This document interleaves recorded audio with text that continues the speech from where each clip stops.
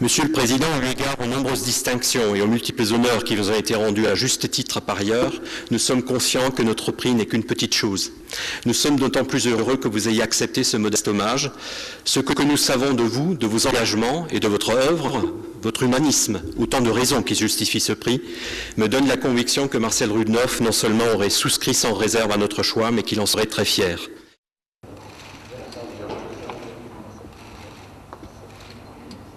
Je tiens à dire combien je suis heureux de pouvoir saluer ici les filles, la sœur, les petits-enfants, toute la famille de Marcel Rudloff, qui par ces liens mêmes me sont chers. C'est un privilège que de recevoir le prix qui porte le nom d'un ami. C'est un plaisir plus grand encore de le recevoir devant les membres de sa famille. Recevoir un prix, l'âge venu, ça vous ramène au premier jour.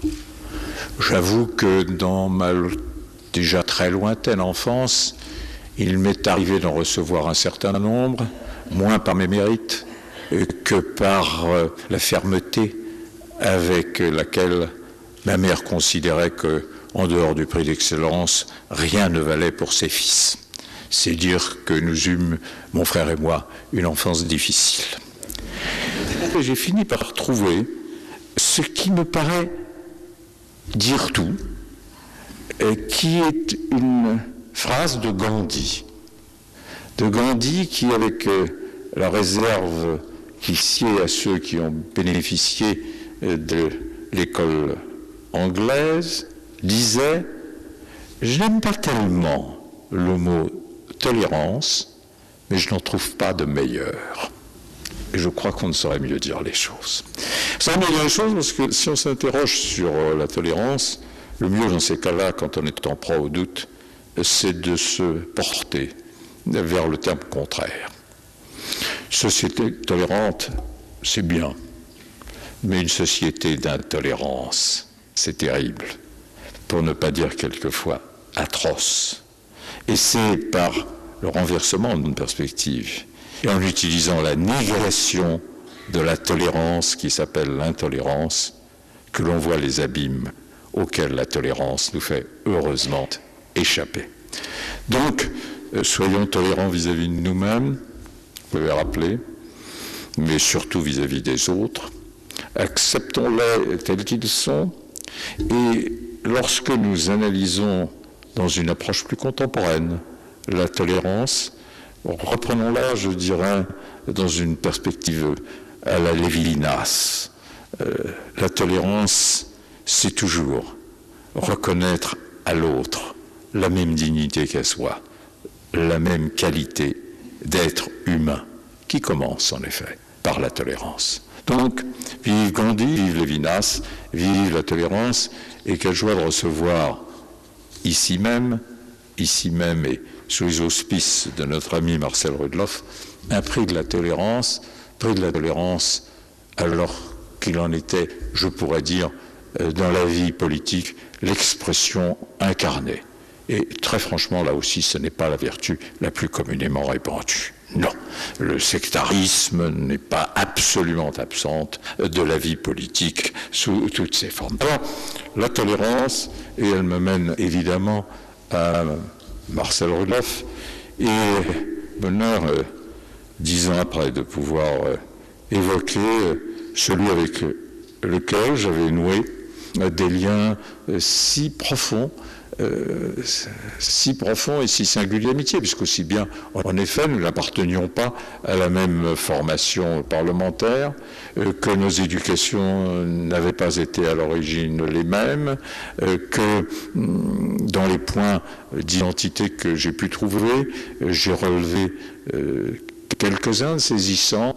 Nous étions tous les deux des enfants de la période noire qui fut celle de l'occupation, je pense infiniment cruelle pour l'Alsace. Je l'ai toujours considérée comme une terre ravagée par cette époque.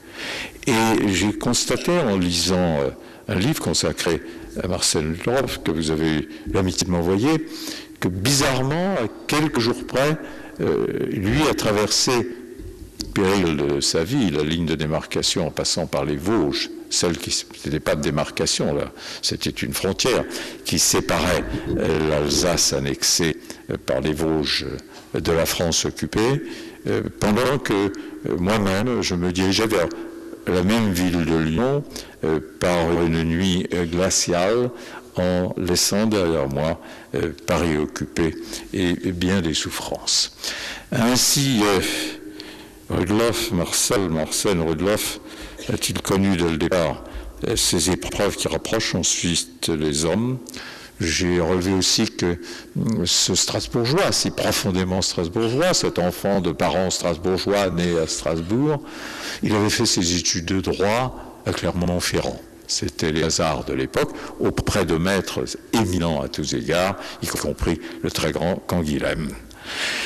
Avocat, il fut, comme d'autres, il l'était intensément, mais dans ce parcours d'homme si remarquable, ce qui m'a le plus frappé, c'est cette espèce de cheminement, comme ça, à travers les différentes étapes de ce qu'on appelle la vie politique, les mandats locaux, et puis les mandats plus importants, le plus attachant de tous, disait-il.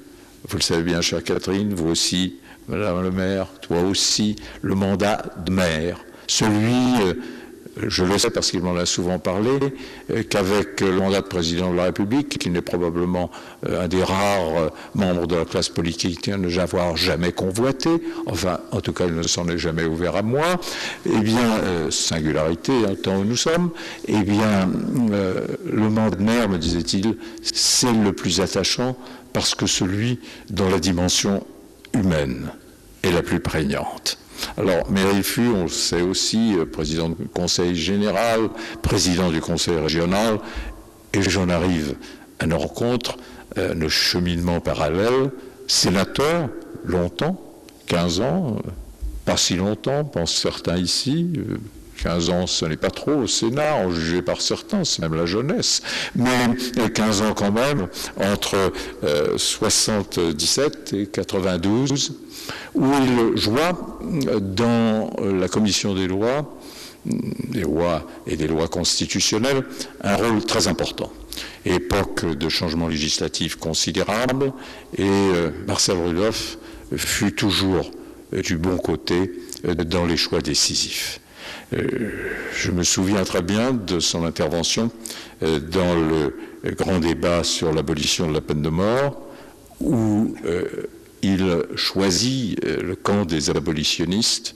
Débat important, celui du Sénat. Pourquoi ? Parce que, alors que d'habitude, les appartenances politiques déterminent les votes, ici, compte tenu de la nature de l'enjeu, liberté avait été laissée à chacun, liberté de conscience de se prononcer. Et là, j'ai pu, pendant les 3 jours du débat, vivre intensément ce que devaient être les délices de la République parlementaire. Car elle est morte. Le Parlement n'est plus qu'une chambre ou 2 chambres d'enregistrement. La grande République parlementaire, celle où l'on contrôle, celle où l'on censure les gouvernements, voilà quoi, près d'un demi-siècle. Je pense bientôt qu'on n'aura pas censuré un gouvernement en France. Celle où l'on a des commissions d'enquête-vente, celle où règne enfin l'affrontement des talents et des convictions. Cette République parlementaire a revécu pendant 2 jours dans les couloirs et à l'intérieur de l'hémicycle du Palais du Luxembourg. Rudloff fut un des grands acteurs de ce qui s'acheva, à la surprise de tous les augures, car tous avaient expliqué que jamais je ne franchirais le cap du débat au Sénat et que la loi serait rejetée, fut votée à une large majorité, cette loi, et nous le devons pour beaucoup à l'intervention de Marcel Rudloff et quelques-uns de ses amis. De cela, je n'ai jamais perdu le souvenir. Bien d'autres occasions nous rapprochèrent. Il était exquisement subtil. Subtil car quand il était partisan d'une disposition présentée par la main hérétique du ministre du gouvernement de la gauche que j'étais à cette époque, il s'arrangeait, et j'admirais l'artiste, pour critiquer la loi, et après l'avoir mise en pièce, expliquer que tout bien considéré, il se résignerait à la voter parce que la petite part de bien qu'elle emportait par rapport aux inconvénients qu'elle présentait, finalement, lui arracherait à contre-cœur une décision mûrement pesée, entraînant avec lui, du même coup, un certain nombre de ses amis pour un vote favorable. Et je me disais en l'écoutant, comme c'est bien fait, quel talent et quel art de conduire les esprits là où au départ, ils ne pensaient pas aller. Nous eûmes ensuite la fortune de nous retrouver, alors que rien non plus ne le laissait présager, au Conseil constitutionnel. Je vivais dans le bonheur retrouvé du culte de la loi, et même, ce qui n'était pas ma vocation d'origine, jugeais. Pas les hommes, j'en serais incapable. Les lois, là oui, volontiers. Jugeant les lois au Conseil constitutionnel, j'attendais en 1992 du président du Sénat la nomination du président Le Canuet. On me l'avait annoncé, et d'ailleurs il s'annonça. Nous nous entretâmes, je lui expliquais les rigueurs du Conseil, l'exigence du silence, la réserve janséniste que je souhaitais chacun avoir apporté à l'exercice de sa fonction, et le culte de la loi qui devait prévaloir sur tout autre. Je ne suis pas sûr que cette présentation austère ait convaincu cet homme de talent. Il fit savoir au président Poher que, toute réflexion faite, il préférait demeurer dans la vie politique active. Je n'y perdis pas, je le dis très simplement, non pas à cause de la personnalité de M. Le Canuet, mais parce que ceci ouvrit la voie et la porte de mon bureau à mon ami Marcel Rudloff. Nous vécûmes là 3 années que vous avez évoquées avant que je ne m'en aille, parfaitement en harmonie, ce qui ne veut pas dire toujours en accord, mais parfaitement en harmonie sur l'essentiel. Et j'ai été frappé de voir qu'au moins sur un point, j'ai exercé dans ma vie, alors que je croyais que c'était seulement la relation contraire, une influence sur Marcel Rudloff. Peut-être trouverai-je mon papier, peut-être pas, car je les perds toujours, mais je connais fort bien le texte. C'est à propos, si, au bonheur, le voici. C'est à propos de ce que j'avais évoqué et que j'évoquais toujours aux nouveaux membres. Quand on les accueillait, discours d'amitié, discours d'hospitalité, ça va s'asseoir, hospitas, on reçoit. Et dans la homélie présidentielle, il y avait référence à un devoir particulier que je soulignais toujours après avoir évoqué la longue liste des obligations des membres du Conseil, de quoi les décourager d'avoir prêté serment. Et Rudloff, dans son texte, écrit ceci: dans le Conseil constitutionnel, on retrouve bien ces propos, les miens, citation, « Nous avons tous le devoir d'ingratitude. Nous avons tous le devoir d'ingratitude à l'égard de ceux qui nous ont nommés. Nous devons oublier ceux qui nous ont promus ici. Nous sommes avant tout juristes et juges des principes qui sont par eux-mêmes au-dessus des lois. Et ce devoir d'ingratitude que je rappelais toujours, nous le pratiquions avec bonheur et constance. D'ailleurs, entre nous, ça n'est pas si difficile, parce que j'ai cru relever que les grandes nominations, pour ceux qui en sont les bénéficiaires, les grandes nominations sont toujours les récompenses tardives des mérites jusque-là insuffisamment reconnus. L'ingratitude, par conséquent, s'exerce naturellement. Les choses étant telles, il a rapporté, mais le secret du délibéré m'interdit d'aller plus loin, quelques-unes des grandes décisions qui ont fait date dans l'histoire du Conseil, avec beaucoup de précision, beaucoup de logique et cette qualité particulière d'humour qu'il apportait au moment décisif par rapport à des conclusions sur lesquelles il tenait ferme.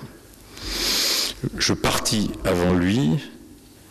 Nous eûmes quand même l'occasion de nous retrouver côte à côte. Et cette occasion-là, je tiens à le rappeler parce qu'elle s'inscrit dans ce qu'était, à mon sens, à part le courage intellectuel et moral, la vertu première que j'avais relevée chez lui, c'est-à-dire l'humanité. L'humanité, le respect dû aux autres, la dignité qu'on reconnaît aux êtres humains, la considération qu'on doit vouer à tous ceux qui nous approchent, l'humanité devant bien sûr sa partie souffrante, mais l'humanité en général. Et il savait, je m'étais ouvert à lui à plusieurs reprises, déjà, il savait combien je considérais comme humiliante pour notre pays et dégradante à certains égards la condition pénitentiaire en France. Et j'avais été épouvanté, vous voyez, j'utilise un terme fort, épouvanté, lorsque, en octobre 81, à Strasbourg, j'avais visité les établissements pénitentiaires de l'époque, là où se trouve aujourd'hui l'ENA, et qui étaient à proprement parler des pourrissoirs. J'avais vu là des dortoirs immenses, à peine chauffés, pour les femmes. Je n'entrerai pas dans les détails, cela était absolument insupportable. Marcel Roloff a eu l'occasion de le mesurer, beaucoup œuvré. Bref, la prison fut construite. À l'époque où on commençait, j'étais encore garde des Sceaux, elle lui doit beaucoup, et eut la délicatesse de m'inviter le jour où elle fut inaugurée. Nous l'avons d'ailleurs tout à l'heure revue. Elle est ce qu'elle est. Elle est animée par des personnels pénitentiaires que je tiens toujours à rendre hommage.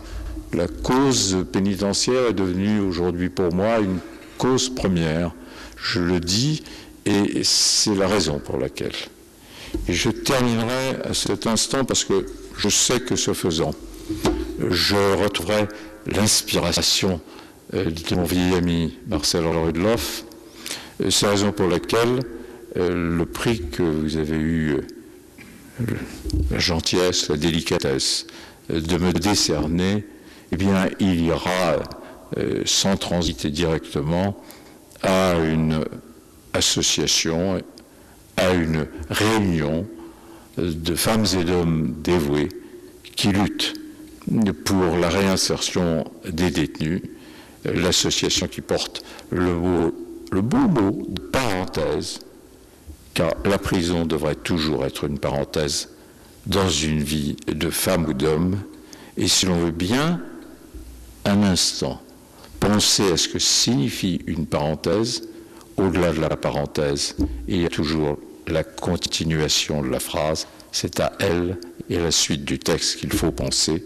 Donc, en vous remerciant à cet instant, je tiens à le transmettre en hommage, et je pourrais presque dire au nom de mon vieil ami, à l'association Parenthèse. Merci.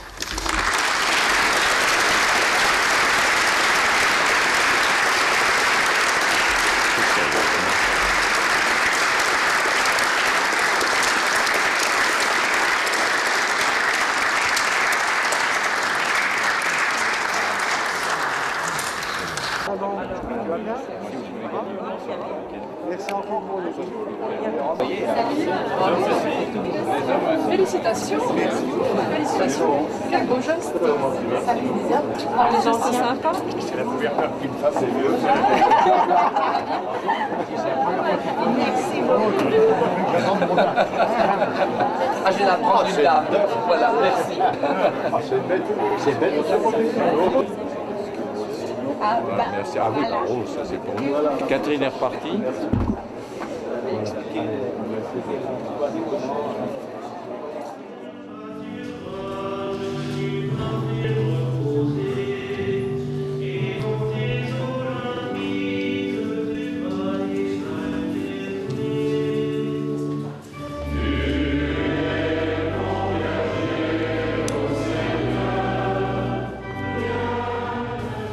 n'ai pas à refaire ici tout le récit des étapes de sa vie d'homme politique, de chrétien engagé dans beaucoup de choses, l'avant-garde du Rhin, les parents d'élèves de l'enseignement catholique, l'Union régionale des loisirs et beaucoup d'autres que j'aurais beaucoup de peine à énumérer sans faille.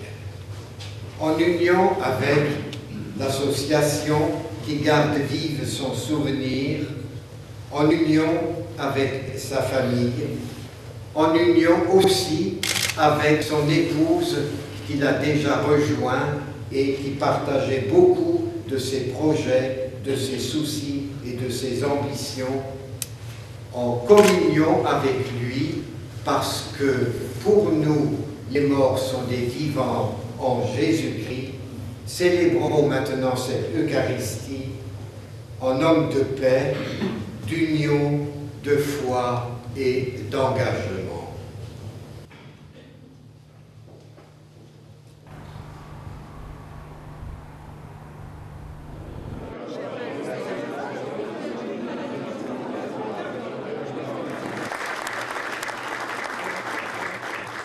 Alors que nous commémorons le 10e anniversaire de sa disparition, c'est bien un homme de cœur dont nous conservons à l'esprit la vibrante image.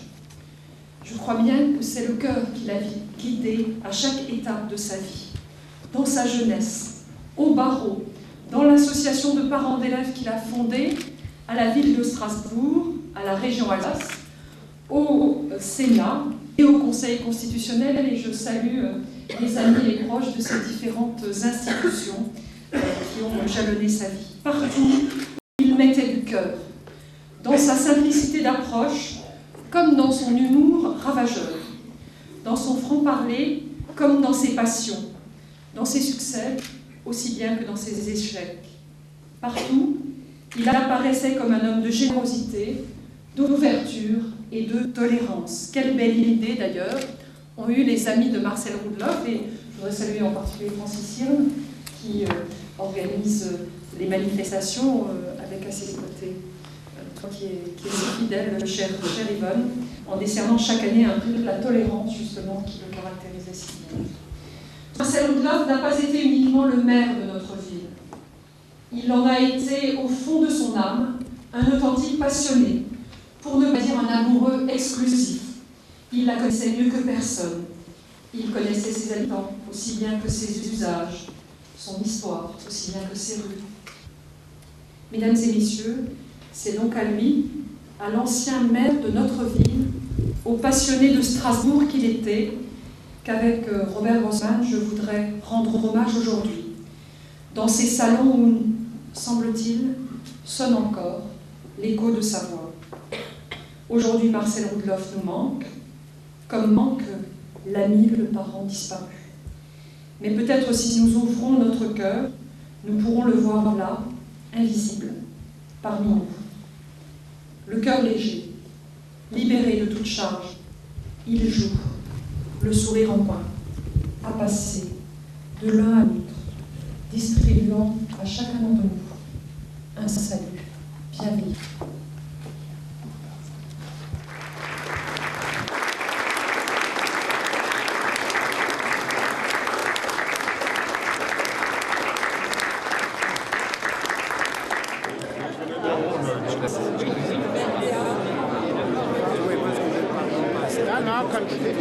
Il n'était pas fait pour ce milieu.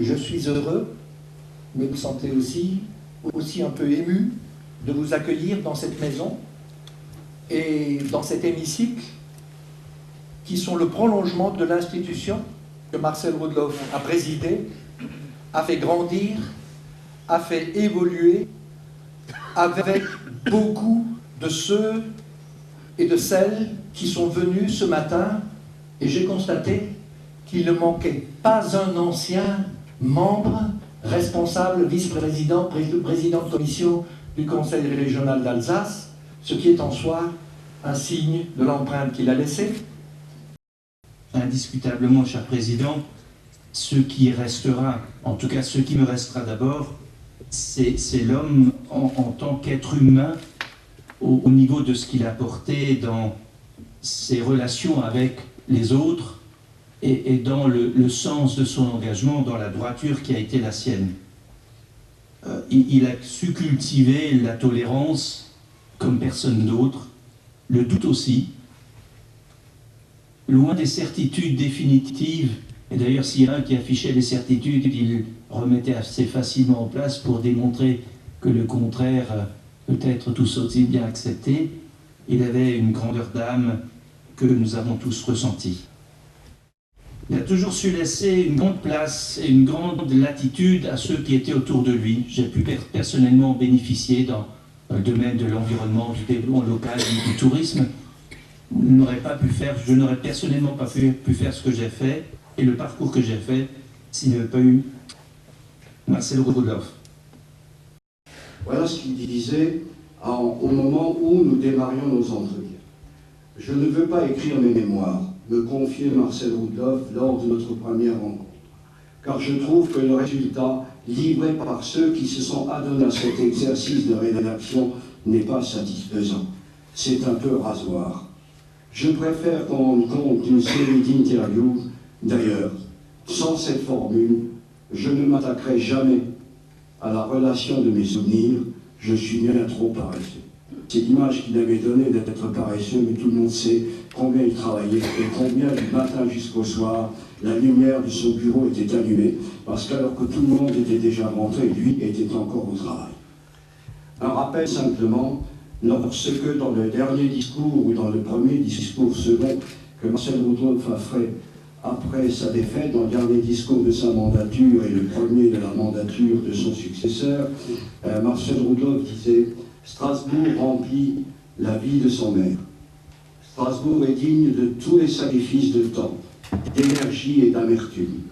Pour moi qui ai travaillé de toutes mes forces et de toute mon énergie pour Strasbourg, ces 6 années, les années de sa mandature, resteront l'honneur de ma vie. » Je me rappelle des jours anciens, parfois je pleure comme un gamin, comme Verlaine, je me souviens et je suis triste. Au Saint-Germain, en compagnie, Gilbert Marcel, en poésie, sklapt an de Hüt, wie Patchouli. Und ich bin traurig. Il s'est tiré, Marcel Roudloff, un homme de la plus belle étoffe, un érudit, pas un sous-off, et je suis triste. Gilbert Estève est uns verloren, sprachlos erstreckt, stehen an Lido. Kommt kein Ton mehr aus dem Piano und ich bin traurig. C'est vrai qu'on n'était pas du même bord politique, il était plutôt centristo, gaulo, chrétien, et moi plutôt anarcho-éthylique. Ça n'a pas empêché le respect et l'amitié. De bons germains, gardant nos mains, dedans ses mains, entraînant tout sur ses chemins. Et je suis triste. Maintenant il se tape des belotes avec Coluche et tous les potes, et le bon Dieu leur cire les bottes, et je suis triste. Et le bon Dieu leur cire les bottes. Et je suis triste.